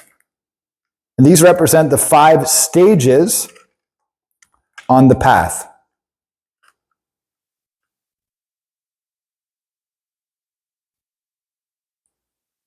Remember how I told you that story of the piece of cake. Okay, so these stages represent one of the stages on the path to ascension. And they are the awakening stage, the awareness stage, the acceptance stage, the alignment stage, and the ascension stage. As I'm sharing this, I want you to ask yourself, where do you think you are on this diagram? Where do you think you are based on these stages? So the way it works is ascension is here. So this is awakening, awareness, acceptance, alignment, and ascension. So once upon a time, we lived in heaven with God and it was perfect. That's the ascension stage. And then we wanted to make the cake ourselves and we fell down from grace and fell until we eventually got to the awakening stage, which is where many of us are at now. The awakening stage is represented by the element fire, and it's the realm of the spiritual body. My brother spent 3 years in a penitentiary, and I asked him what one of the greatest lessons he learned was. He said, sometimes God lets you hit rock bottom so you know that God is the rock at the bottom. You see, when we were up here, we knew God, and that's all we knew. But we wanted to know what would life be like without God. So we fell from grace and fell and fell and fell. And we fell into the darkness and the depths of our pain and our trauma and all of that until we finally reached rock bottom. We can't go any lower. For me, this was on my hands and knees, begging and praying, please, someone help me, something help me. Jesus, God, Christian, I don't care, something help me. The awakening stage, the element fire, the spiritual body is all about surrender. It's all about surrendering to a higher power. It's about recognizing that I don't know what I don't know, that maybe I'm the reason that all my suffering exists, and I have to humble myself. I have to let go. I have to get down on my hands and knees and pray for a higher power. And so the awakening stage is really about that. It's whenever you had your rock bottom moment, whenever you finally were at your worst, it was the lowest, it was the most, for me, it was in my shower crying, begging for pain, begging for the pain to stop, begging for anything to change. That's the awakening stage. And so we've fallen from grace to this awakening stage. And then eventually, as we start to surrender and get on our hands and knees and pray to something, and we start climbing up to the awareness stage. This is the stage of the mental body, of the air element, very mental, very mind, very intellectual.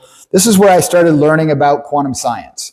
It's where I started learning about the law of attraction, energy work, the quantum world, started realizing that everything is energy. You notice how the awakening stage is a masculine element. The awareness stage is a masculine element. These are very masculine, the surrender, the suffering, the pain, the fire, and the air element, the mental body, trying to logically understand reality. How do my thoughts become things? How can I attract things into my life by holding on to the intention for them? That's what the awareness stage is really about. It's about learning the mechanics of reality, learning how reality works and how we can understand reality using different models like the law of attraction, quantum science, esoteric sciences, and so on. Then eventually, you start to look across at the water element. We look out and see our own reflection in the mirror. This is the acceptance stage. This is when I started to accept that I am my reality, that everything is a reflection of me, that my entire reality is reflecting back to me. It's showing it to me. And the pain and the trauma that I'm still carrying inside of myself, the guilt, the shame, the regret, all of that, that's what I'm experiencing in my reality. I had to accept that I am the source of all my suffering, all the way back from the time I was born until now. Because great responsibility creates great power, and I can't have great power without great responsibility.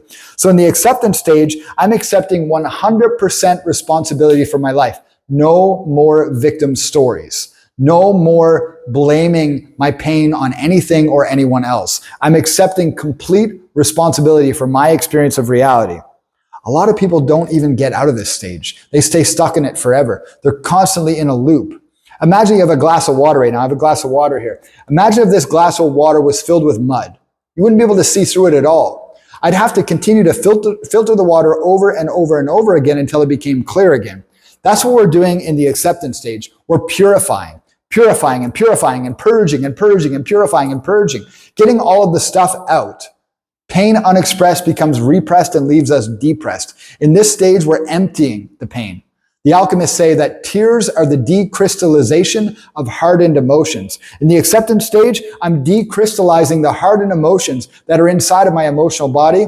I'm changing the beliefs that are inside of my mental body, and I'm humbling myself to a higher power. I'm accepting that faith is the only way that I might get through some of these painful situations.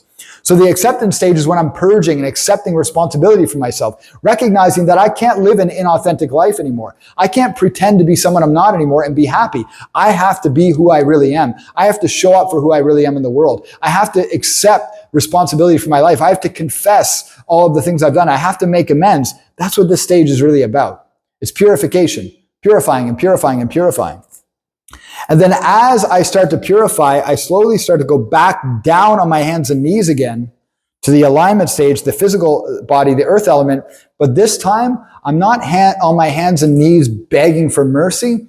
I'm on my hands and knees in reverence, in praise, in gratitude for what I've discovered, for the fact that the presence of God, creator of conscious universe, has showed itself into my life. Hallelujah. Praise the Almighty. In this stage, I'm on my hands and knees because I'm choosing to be. In this stage, the awakening stage, I'm on my hands and knees, I'm choosing to be, but it doesn't feel like a choice. It feels like I've been humbled to my hands and knees. Well, this stage is also the stage of humility, except this time I'm getting on my hands and knees out of reverence. Not only am I on my hands and knees, but my forehead is on the ground too. I've prostrated myself. I've really humbled myself. In this stage, in the alignment stage, I'm aligning my thoughts, words, and actions with my truth. I can't just speak my truth. I have to live my truth. In the alignment stage, I have to change my habits. I have to address my addictions. I have to purify my body. I've done cleanses. I've done fasts. I've done all sorts of things to purify my physical body. That's what the alignment stage is. Purifying my home. You see my home here. I keep it as clean as possible. This is the idea, is I'm purifying myself, not just in the mental or emotional level anymore. Now I'm purifying myself physically. So I have to be careful what I'm putting in my body. I have to be careful what I'm watching. I have to be careful who I'm spending my time around. I have to be careful how I hold my environment.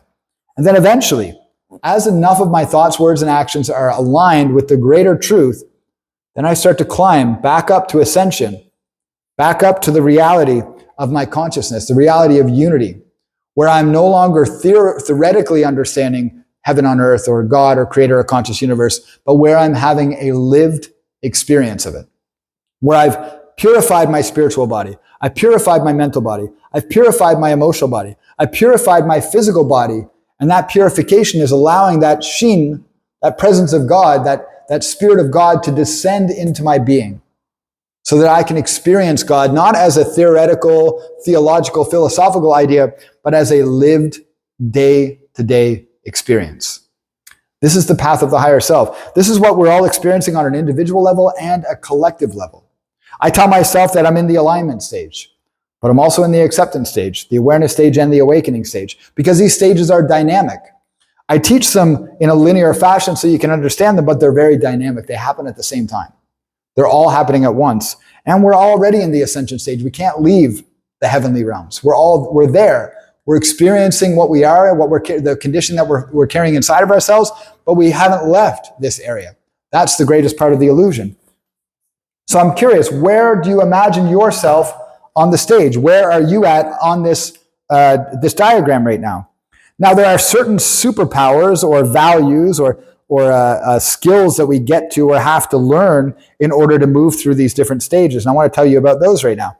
So the awakening stage, in order to move through the awakening stage, I have to develop courage. One of my coaches says, courage is not the absence of fear, it's the mastery of it. So I don't have to be fearless to have courage. I need fear to have courage. And that's what the awakening stage is about. It's about having the courage to admit that I don't know what I don't know. In the awareness stage, I'm learning wisdom.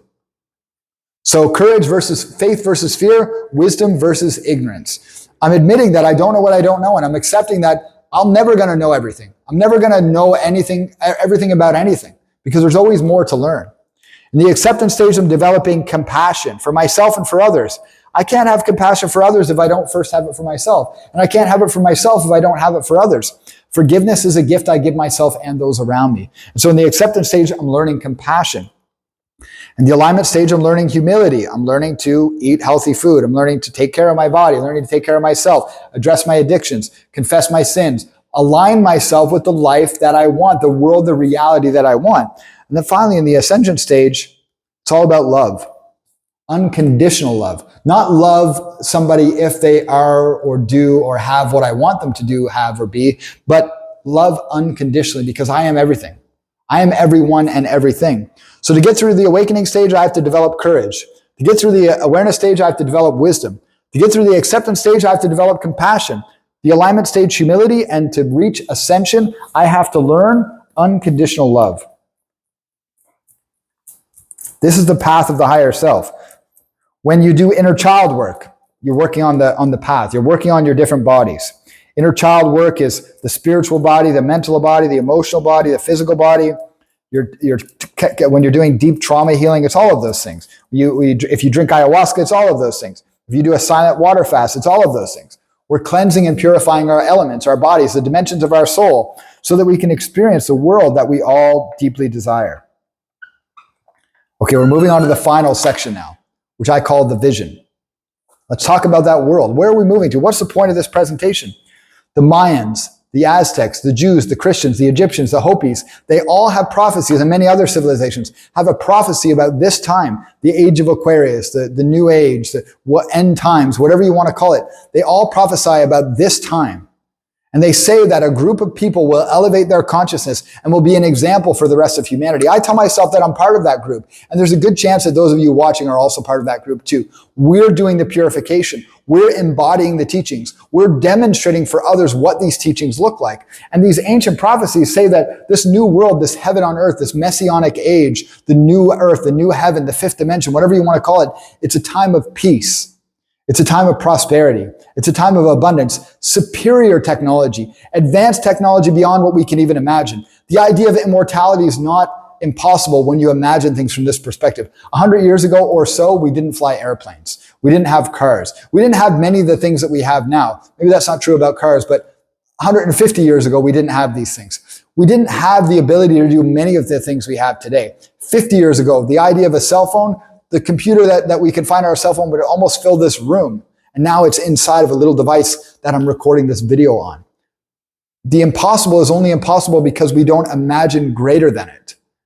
So this new world is a world of infinite miraculous possibilities. It's a world without crime, without addiction, without trauma. This might sound crazy to some of you, but I've seen these things in my own life.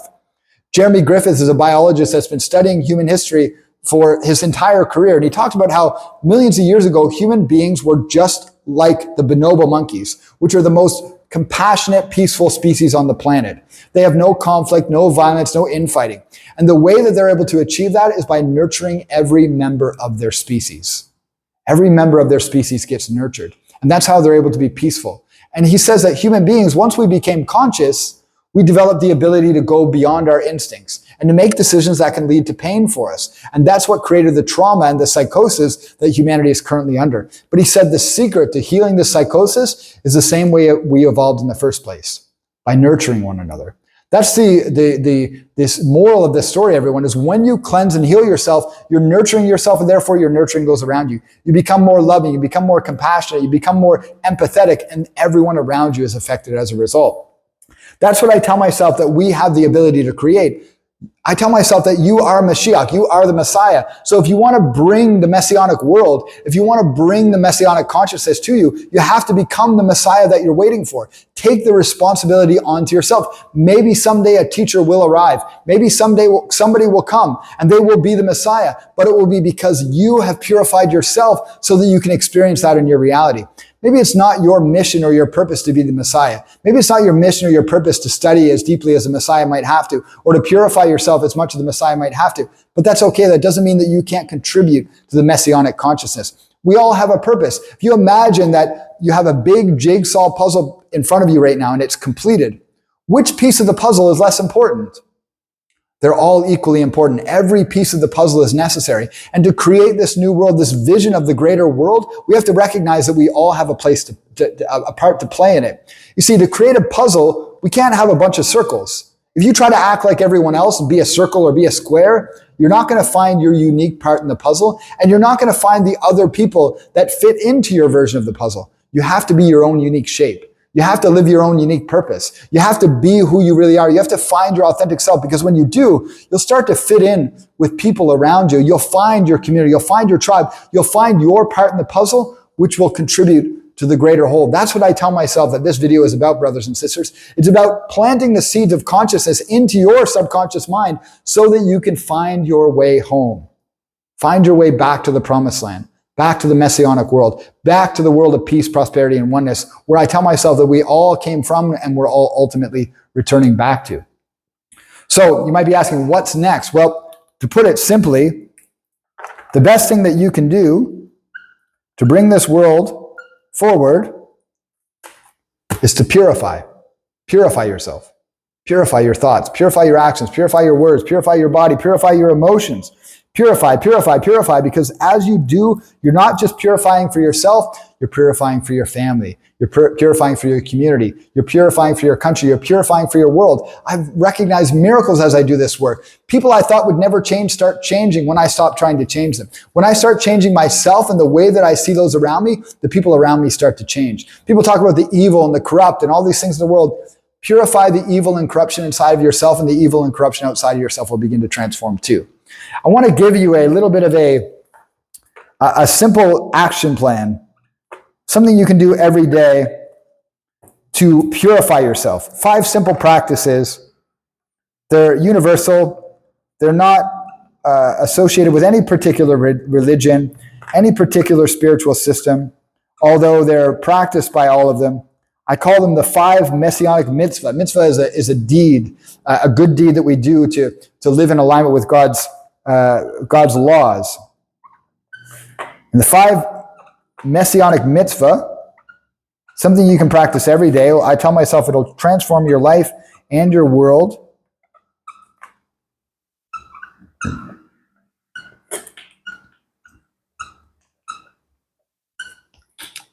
Prayer, meditation, confession, service, and sacrifice. So what this means is pray. Pray to a higher power. Humble yourself to something greater than yourself. If you don't believe in the word God or creator or whatever, use whatever terminology you prefer, but imagine one everything. You can pray to the all, you can pray to the one, you can pray to God, creator, whatever. Just pray. It works. It's scientifically proven to work. It doesn't matter if it's real. It doesn't matter if God is real. Our brains act as if it is real. Scientifically proven.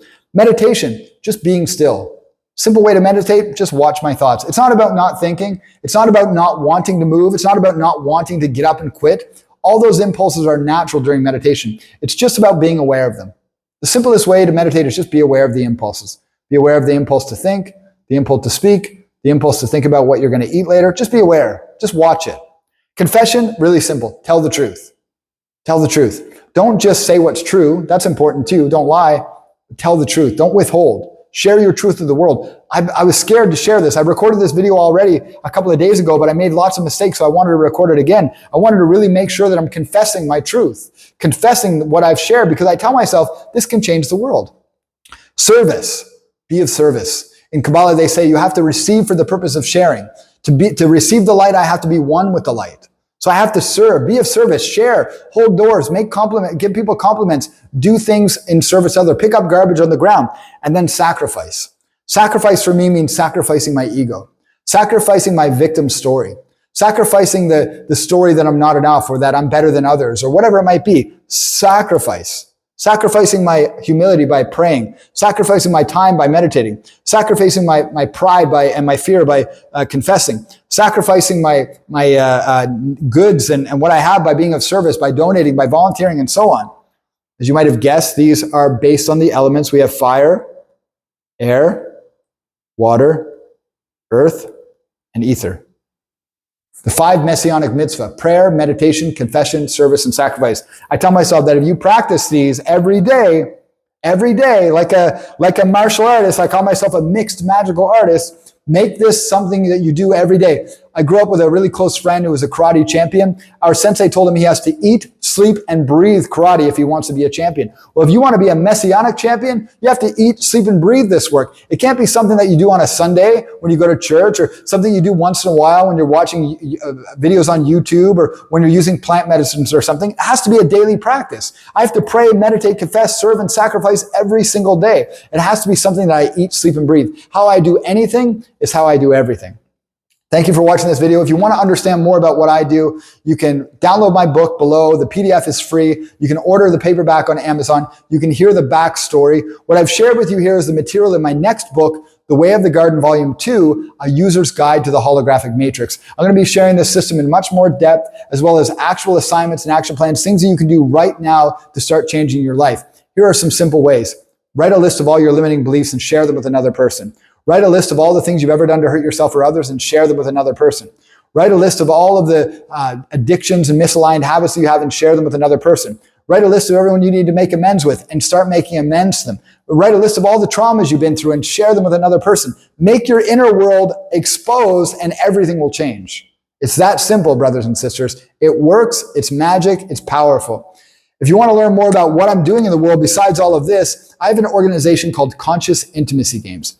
This organization is a practice of talk and touch-based games and exercises that teach us the kinds of strategies to live in this world, what I call the messianic world, the heavenly world, learning new ways to communicate, new ways to resolve our conflicts, new ways to own who we are and express our truth in the world. And the touch-based exercises help relax and regulate our nervous system so we can feel safe in the presence of others. I imagine conscious intimacy games like a magical martial art that teaches us how to have self-defense against our own shadows when they show up in our relationships. So instead of sparring against your sister, your brother, or your wife, or your father, you're sparring against your own darkness, your own shadows. These games help you learn how to show up in life in a completely different way. You can learn about those at consciousintimacygames.com. The URL is in the description of this video. Thank you for watching. This has been a journey for me. I'm all sweaty. My armpits are all sweaty and probably smelly. I'm grateful that you took the time to watch this video. I hope that this material resonated for you.